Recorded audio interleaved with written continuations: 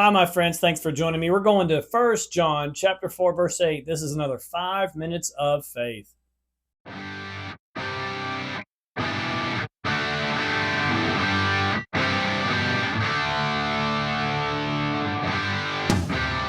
Here we are in First John chapter 4, verse 8, and we're talking about love. And I want to specifically talk to you about the difference between the two kinds of love mentioned in the New Testament, agape and phileo. And traditionally, agape has been known as the God kind of love, while phileo is more of the brotherly love or the human kind of love. I know some theologians would debate that and argue that and say they're used interchangeably, but there is definitely a concept and a difference between a natural love we have versus a God kind of love, a higher form of love. It says here in 1 John 4:8, he who does not love does not know God, for God is love. You see, the danger in just saying the word love in our culture today is that there are many different, maybe, perspectives of what love is. And a lot of people have justified committing sin all in the name of, well, this is love. This is how I love. And if God is love, then therefore God must be in this. Well, not so. God's standard, God is truth. And we can't change the image of God to fit our love. We've got to change our image of love to fit God.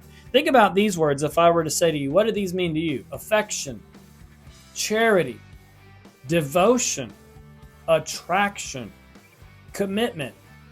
When I have a longing for a craving for something, does that automatically mean that I love that? If I'm addicted to drugs or alcohol and I love drinking, I love getting drunk, is that a pure love? Is that a God kind of love? See, what if I were to say these three statements? I love football. I love my wife. I love God. Are those three kinds of love the same kind of love? And if my wife were here and I were to tell her that I love you just like I love football, I think she'd be a little upset. But what about God? If we say I love God and that is equal to my love for football, well, again, I believe that the God kind of love has got to be higher than this. So we need to study this out. We need to identify the God kind of love.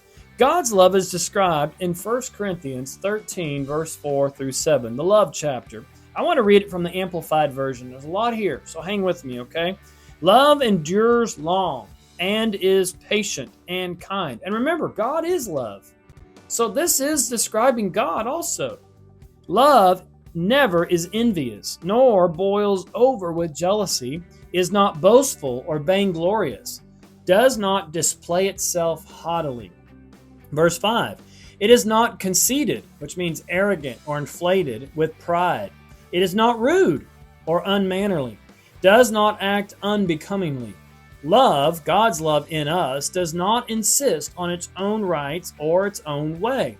For it is not self-seeking, it is not touchy or fretful or resentful. It takes no account of evil done to it. It pays no attention to a suffered wrong.